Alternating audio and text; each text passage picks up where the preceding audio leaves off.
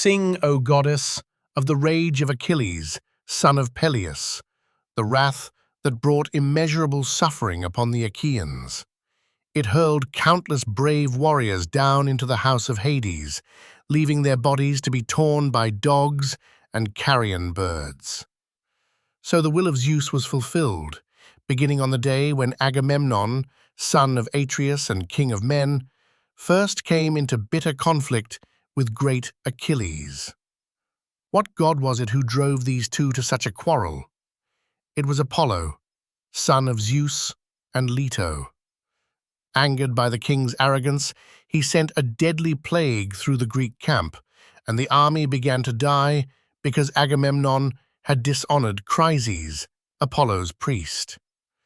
Chryses had come to the Achaean ships to ransom his captive daughter, bringing with him a rich payment for her release. In his hand, he carried the scepter of Apollo, wrapped with the sacred wreath of a suppliant, and he pleaded with all the Achaeans, but especially with the two sons of Atreus, their commanders. "Sons of Atreus," he cried, "and all you Achaeans, may the gods who dwell upon Olympus grant that you overthrow the city of Priam and return safely to your homes. But I beg you, release my daughter and accept this ransom out of reverence for Apollo, the son of Zeus."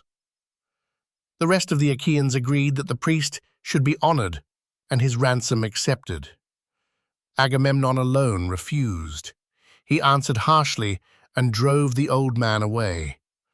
"Old man," he said, "don't let me find you lingering around our ships, now or ever again. Your god's scepter and your sacred wreath will not protect you. I will not release your daughter. She will grow old in my house at Argos, far from her homeland, working at her loom and sharing my bed. Now leave, and do not anger me further if you value your life." The old priest trembled and obeyed.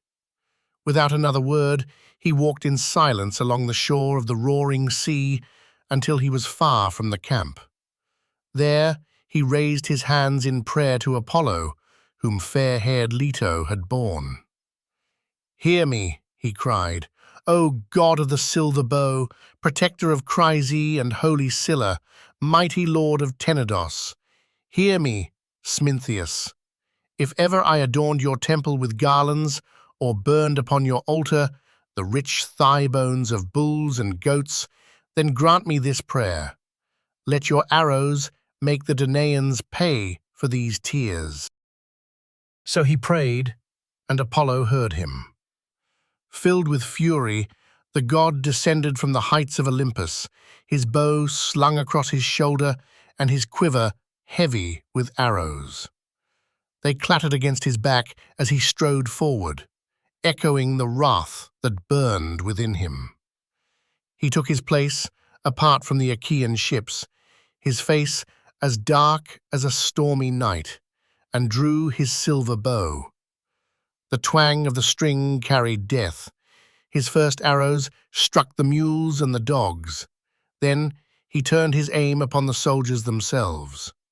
One after another they fell, and day after day the funeral pyres burned without end.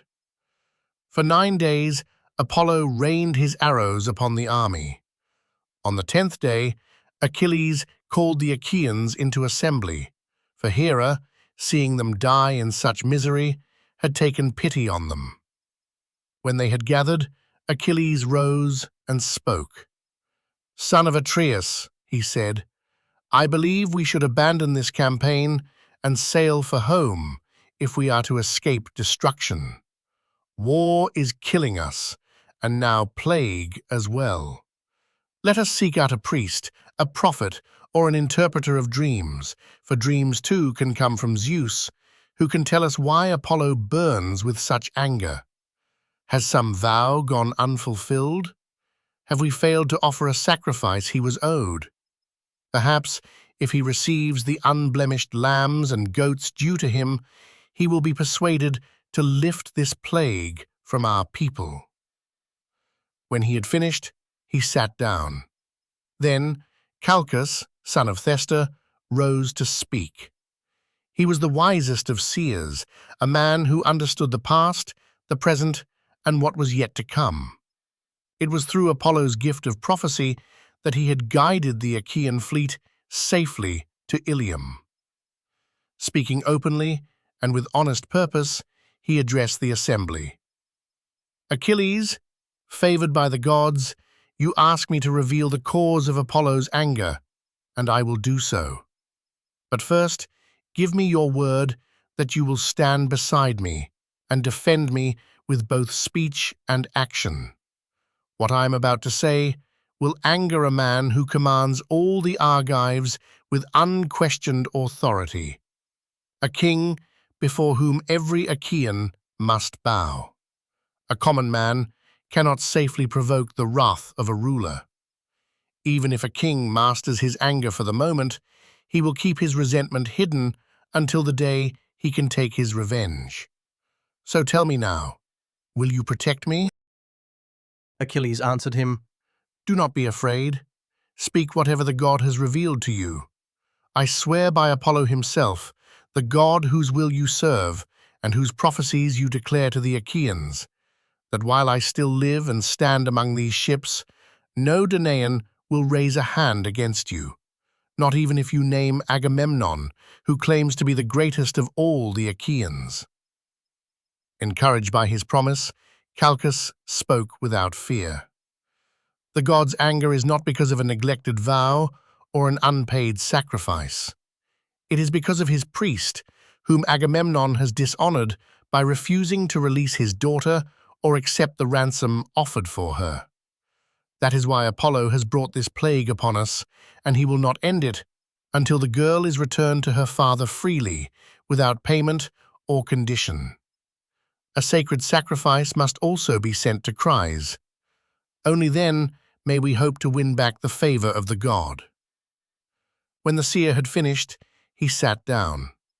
Agamemnon rose at once, consumed with anger. His heart seized with rage, and his eyes blazed as he fixed Calchas with a bitter glare. "Prophet of doom," he said, "you have never once foretold anything that brought me comfort. Your delight has always been in predicting disaster, and never have your prophecies favored me. Now you stand before the Achaeans, claiming that Apollo has punished us because I refused the ransom for Chryse's daughter. Yes, I wish to keep her. I value her more than my own wife Clytemnestra. She is no less beautiful, no less intelligent, and no less accomplished in every skill. Even so, if giving her back is the only way to save our people, then I will surrender her. I would rather see the army live than perish. But I must not be the only Argive left without a prize. Find me another reward worthy of my rank, for all of you can plainly see that the one I earned is about to be taken from me." Achilles answered him, "Great son of Atreus, for all your nobility, no man alive is more hungry for gain.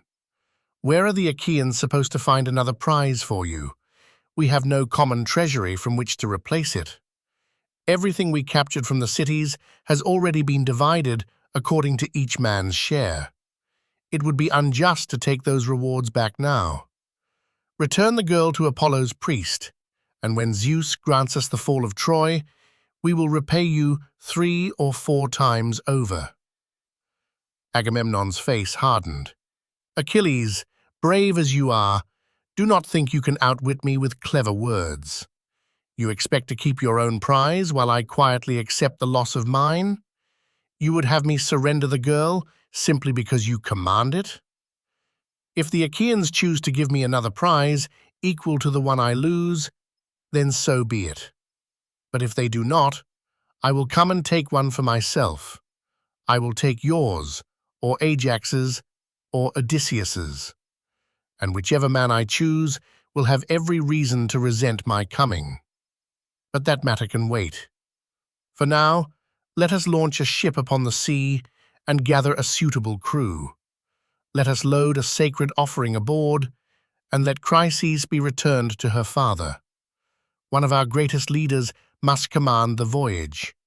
Ajax, Idomeneus, or perhaps you yourself, son of Peleus, so that we may offer sacrifice and appease the anger of Apollo." Achilles glared at him And replied, "You are consumed by arrogance and greed. How can any Achaean willingly obey your commands, whether marching into battle or risking his life in war? I did not come here because the Trojans had wronged me. They have never stolen my cattle or my horses, nor laid waste to the fertile fields of Phthia. Between my homeland and theirs lie towering mountains and the wide sea. No, we came here for your sake, for yours and for Menelaus, to win back your honor from Troy. Yet you think nothing of it.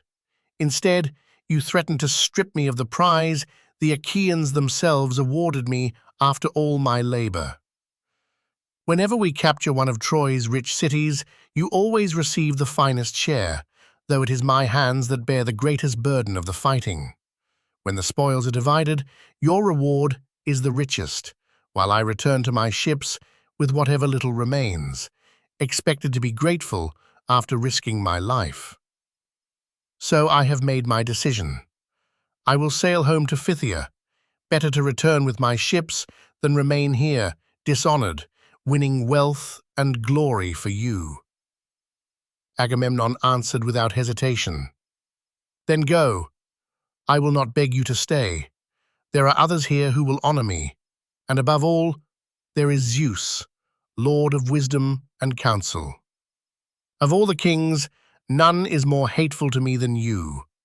You are forever eager to quarrel and defy your betters. If you are the greatest warrior among us, remember that the gods made you so, not you yourself. Go home then. Rule over your myrmidons if it pleases you. I have no fear of your anger, and I have no need of you. But hear what I will do. Since Apollo demands that I surrender Chryseis, I will send her back with one of my ships and my own men. Then I will come to your tent and take Chryseis with my own hands, so that you will learn how much greater my power is than yours. Let every man see the fate of anyone who dares to claim equality with me." The words struck Achilles like a blow.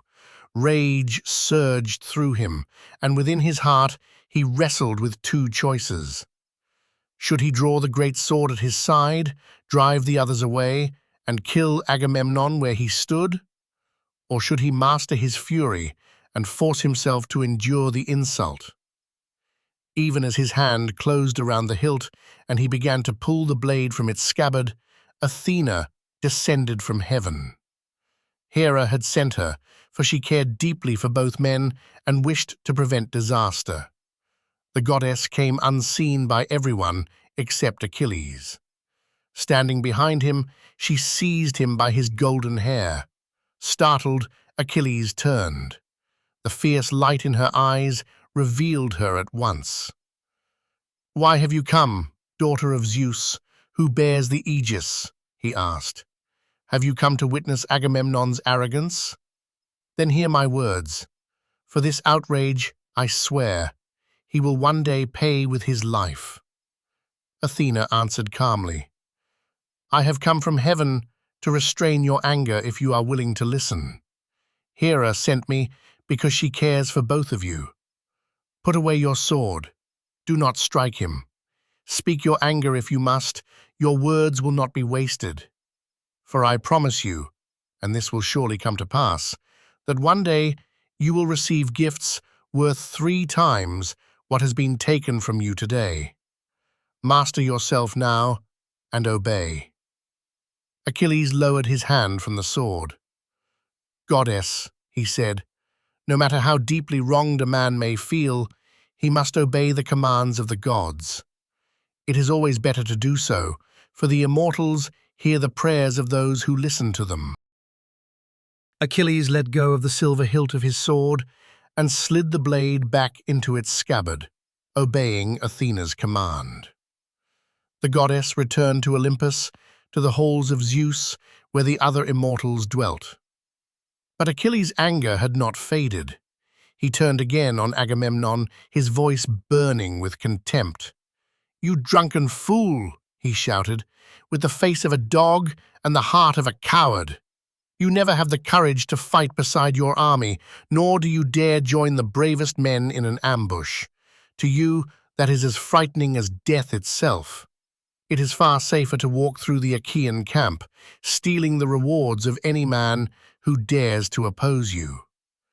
You prey upon your own people because you rule over men too weak to resist you. If you commanded true warriors, son of Atreus, this would be the last insult you ever offered. But hear me now, and hear my solemn oath. I swear by this scepter, the very one I hold in my hand. Once it was a living branch upon a mountainside, covered with leaves and new shoots. The bronze axe cut it from its trunk, stripped away its bark and branches, and now the leaders of the Achaeans carry it as the symbol of justice, passing judgment according to the laws of Zeus. As surely as this scepter will never again put forth leaf or branch, so surely will the day come when the Achaeans long for Achilles and find that I am gone. When Hector cuts your warriors down and they fall in heaps before him, you will be powerless to save them. Then you will tear at your own heart in grief and anger, remembering the day you dishonored the greatest warrior among the Achaeans. With that, Achilles hurled the gold-studded scepter onto the ground and took his seat. Across the assembly, Agamemnon rose again, ready to answer in fury. Before either man could speak further, Nestor of Pylos stood. His words flowed with a sweetness greater than honey, and no man in Greece was more skilled in speech. 2 generations had lived and died under his rule, and he now governed a third. Wise with age and speaking only for the good of both men, he addressed the assembly. "What sorrow has fallen upon the Achaeans today?" he began. "Priam and his sons would rejoice, and every Trojan would celebrate if they could hear the 2 greatest leaders of the Greeks tearing each other apart in council. I am older than either of you, and I ask you to listen. In my youth, I kept company with men greater even than yourselves, and never once did they ignore my advice.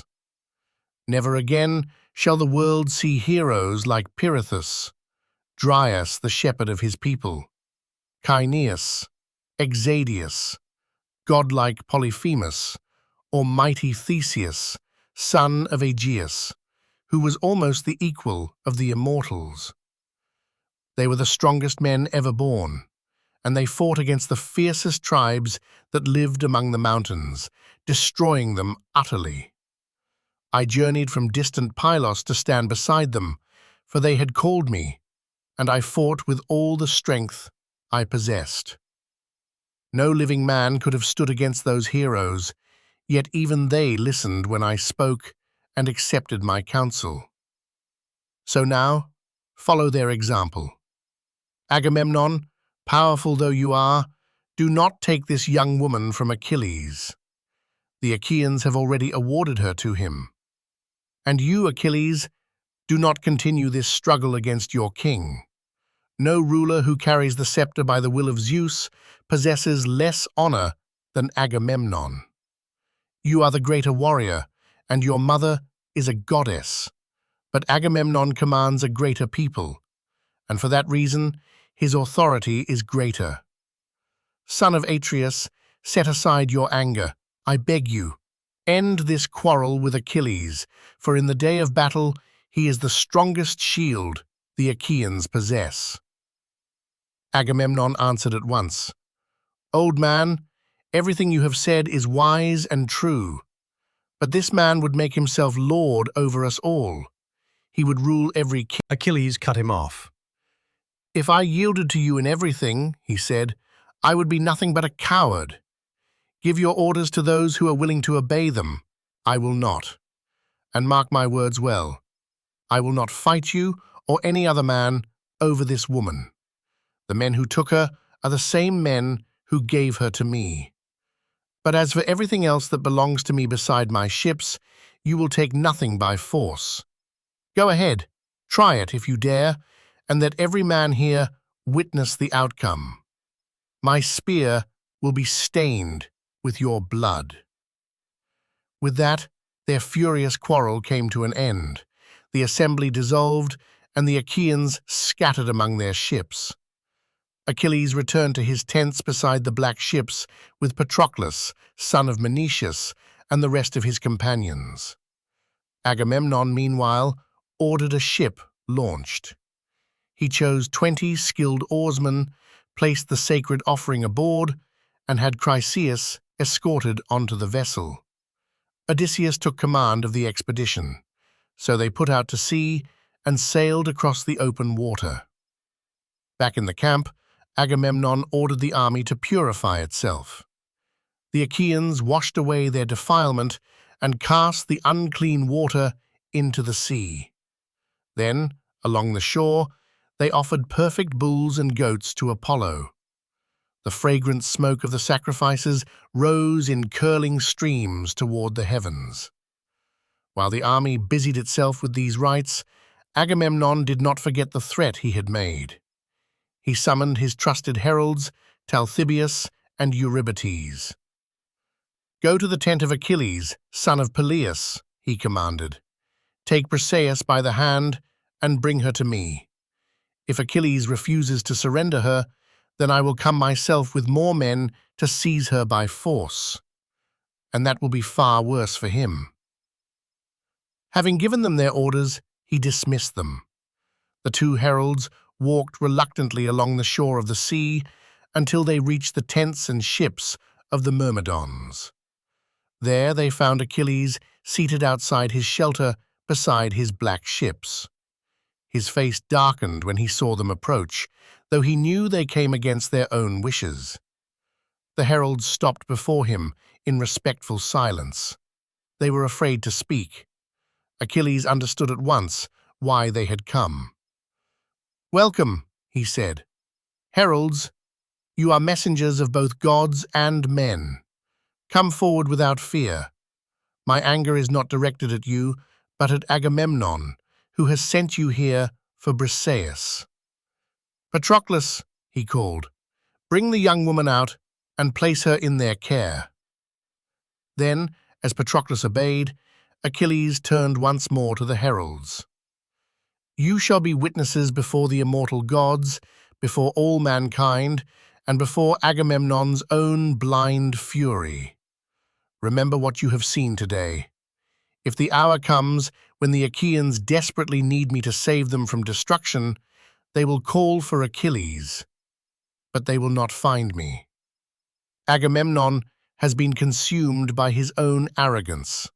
In his madness, he cannot see what lies ahead, nor understand how to protect the Achaeans when the Trojans come to fight beside our ships." Patroclus did as his dear friend had asked. He led Briseis from the tent and placed her in the care of the heralds. They escorted her away toward the Achaean ships, though she went unwillingly. Left alone, Achilles walked to the shore of the grey sea. There he sat, apart from everyone else, gazing across the endless waters as tears ran down his face. Stretching out his hands, he prayed to his immortal mother. "Mother," he cried, "you gave birth to me knowing my life would be short. Since my days were destined to be so few, Zeus, who thunders from the heights of Olympus, should at least have granted me honor. Instead, he has given me none. Agamemnon, son of Atreus, has humiliated me before the whole army.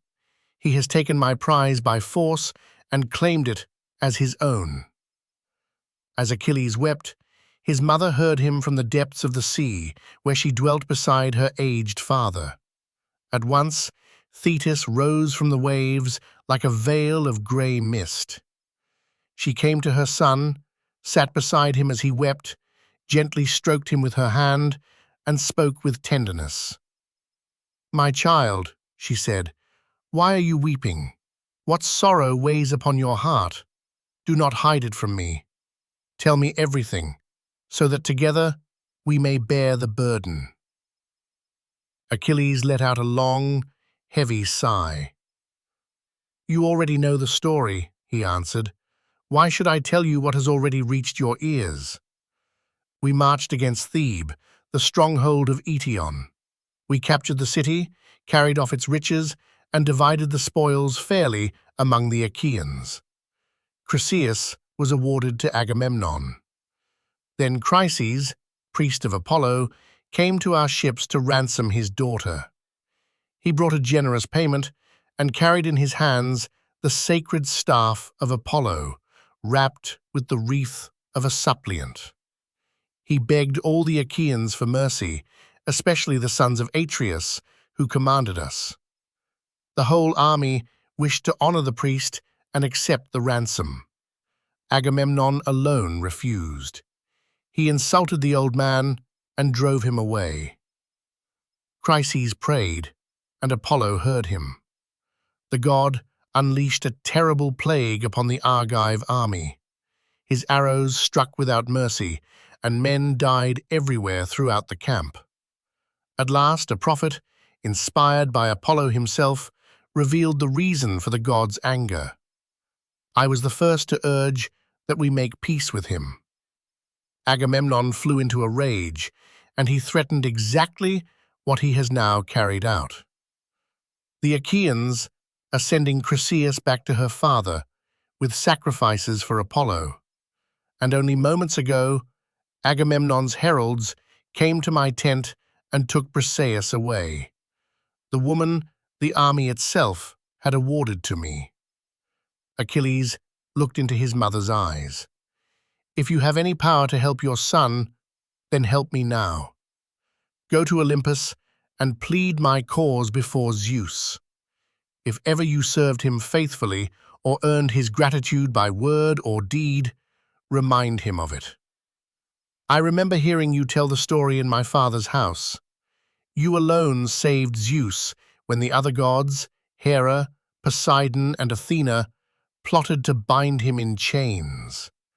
You called upon the hundred-handed giant Briareus, whom men also call Aegeon, stronger even than his own father. When he took his place beside Zeus in all his terrible power, the other gods lost their courage and abandoned their plan. Remind Zeus of that debt. Take hold of his knees as a suppliant and beg him to aid the Trojans. Let them drive the Achaeans back against the sterns of their ships and slaughter them along the shore. Only then will the Greeks understand what kind of king they follow. Only then will Agamemnon recognize the madness of dishonoring the greatest warrior among the Achaeans."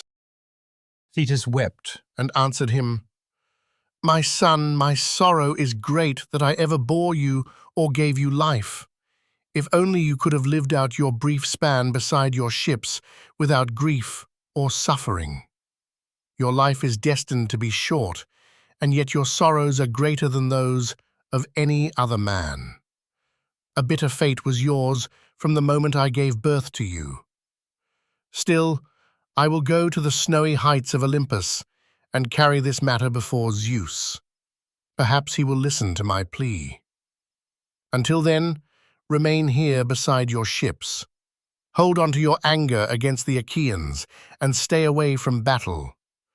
Zeus has gone away to Oceanus, where he is attending a feast among the Ethiopians, and the other gods have gone with him. He will not return to Olympus for 12 days. Then I will go to his bronze-floored palace and plead with him on your behalf. I believe I can persuade him." With these words, she left her son, though Achilles remained consumed by anger over the loss of Briseis. Meanwhile, Odysseus reached Chryse with the sacred offering for Apollo. Once they had entered the harbor, the crew lowered the sails and stored them inside the ship. They loosened the rigging, lowered the mast, and rowed the vessel to the place where they wished to anchor. There, They cast down their anchors and secured the ropes. Then they went ashore, bringing with them the hecatomb for Apollo. Chryseis also left the ship, and Odysseus led her to the altar, where he placed her into the hands of her father. "Chryseis," he said, "King Agamemnon has sent me to return your daughter to you, and to offer this sacrifice to Apollo on behalf of the Danaans. We hope to appease the god who has brought such suffering upon the Achaean army." With these words, he gave the girl back to her father. Chryseis received her with joy, and the Achaeans arranged the sacred hecatomb in proper order around Apollo's altar. They washed their hands and took up the sacred barley grains to sprinkle upon the victims. Then Chryseis lifted his hands and prayed aloud. "Hear me, O god of the silver bow, protector of Chryse and holy Scylla, ruler of Tenedos by your mighty power. Just as you heard me before, when I prayed and brought suffering upon the Achaeans, hear me once again. Turn away this terrible plague from the Danaans."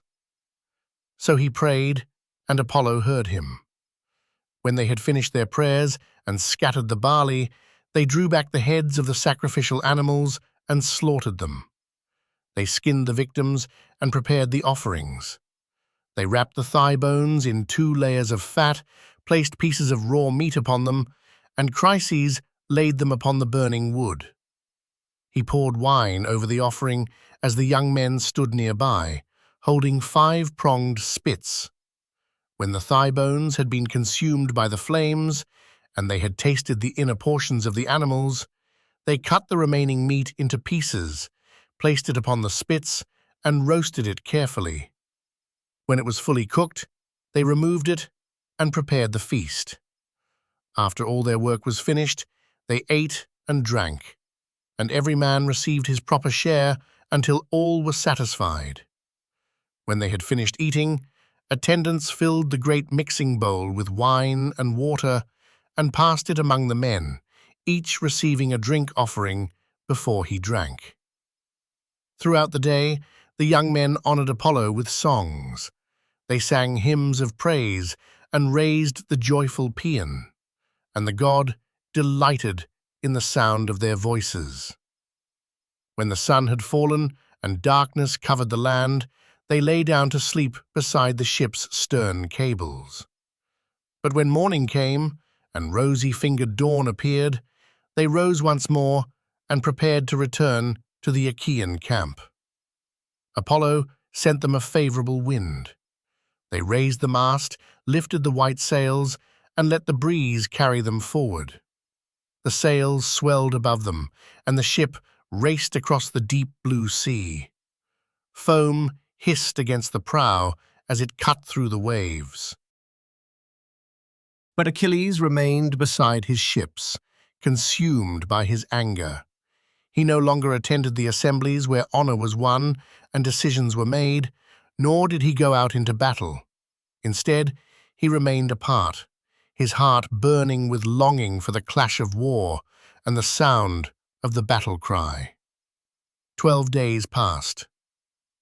Then the immortal gods returned together to Olympus, and Zeus led the way. Thetis had not forgotten the promise she had made to her son. She rose from beneath the sea and traveled through the heavens with the coming of dawn, until she reached Olympus, where she found the mighty son of Cronus sitting alone upon its highest peaks. She approached him and sat before him. With her left hand, she clasped his knees, and with her right hand, she touched him beneath the chin, making her plea as a humble suppliant. "Father Zeus," she said, "if I have ever honored you among the immortals, either through word or through deed, hear my prayer. Grant honor to my son, whose life has been destined to end far too soon. Agamemnon, son of Atreus, has dishonored him by taking away the prize that was awarded to him. Therefore, great Lord of Olympus, wise counselor, restore my son's honor. Grant victory to the Trojans until the Achaeans recognize Achilles' worth and repay him with the honor and riches he deserves. Zeus remained silent for a long time. He gave no answer, and his thoughts were hidden. But Thetis continued to hold firmly to his knees and made her plea once more. "Give me your promise," she said. "Bow your head in agreement or refuse me outright, for I have nothing to fear. Let me know clearly whether you will honor me or reject my request." At this, Zeus was troubled. "I will be brought into conflict if you force me to oppose Hera," he replied. "She will anger me with her bitter words. Even now she constantly accuses me before the other gods of favoring the Trojans. Leave now, before she discovers you here. I will consider what must be done, and I will bring it to pass as you desire. Look now, I bow my head as a sign of my promise. Believe me, for this is the greatest pledge I can give to any god. When I make such a gesture, my word is unbreakable. I do not take it back, I do not deceive, and I do not fail to fulfill what I have sworn." As Zeus spoke, the son of Cronus bowed his dark brows. His immortal hair, scented with ambrosia, swept across his eternal head, and all great Olympus trembled beneath the movement of the mighty god. When Zeus and Thetis had finished their agreement, they parted ways. Zeus returned to his palace, while the goddess left the shining heights of Olympus and plunged back into the depths of the sea. As Zeus approached, all the gods rose from their seats. Not one dared remain seated before the coming of their father. They all stood in reverence until he had passed among them and taken his place upon his throne. Then Hera saw him, and she immediately understood. She knew that Zeus and Thetis, the silver-footed daughter of the ancient sea god, had been plotting something together. At once, she confronted him. "Deceiver," she said, "which of the gods have you been secretly meeting with now? You are always making decisions behind my back, arranging matters in secret, and you never tell me your plans unless you are forced to." Zeus, father of gods and men, answered her. "Hera, you should not expect to know every thought that passes through my mind. You are my wife, but there are matters you would find difficult to understand. When the time comes for you to know, no god or mortal will hear of them before you. But when I choose to keep something to myself, you must not question me or seek to uncover what I have decided." "Dread son of Cronus," Hera replied, "what are you saying? That I pry into your affairs or question you? Never. I allow you to decide as you wish in all things. Yet I cannot ignore what I suspect. Thetis, the daughter of the old Sea Lord, has surely been persuading you. She came to you this very morning and clasped your knees as a suppliant. I believe you have promised her that Achilles will be honored, and that many Achaeans will fall beside their ships." Zeus looked at her sternly. "My wife," he said, "you are always watching me, always searching for some hidden purpose, and you will gain nothing from it. You will only make me resent you more, and things will become worse for you. But suppose your suspicion is correct. Suppose I have decided exactly what you believe. Then let it be so. Sit down, be silent, and obey my command.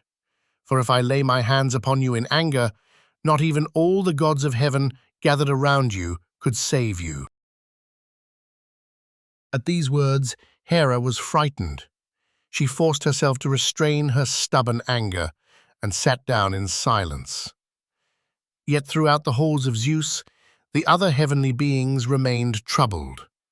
The atmosphere of Olympus was uneasy until Hephaestus, the skilled craftsman of the gods, stepped forward to calm his mother Hera.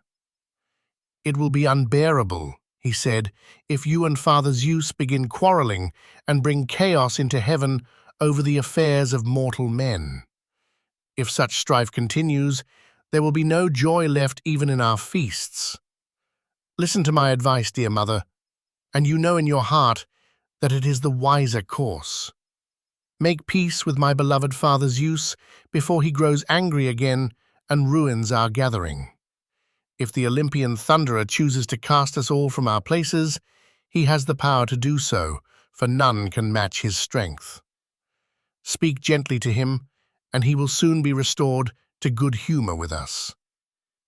As he spoke, Hephaestus took a two-handled cup of nectar and placed it into his mother's hands. "Take heart, my dear mother," he said. "Endure this as best you can. I love you dearly, and it pains me to see you suffer.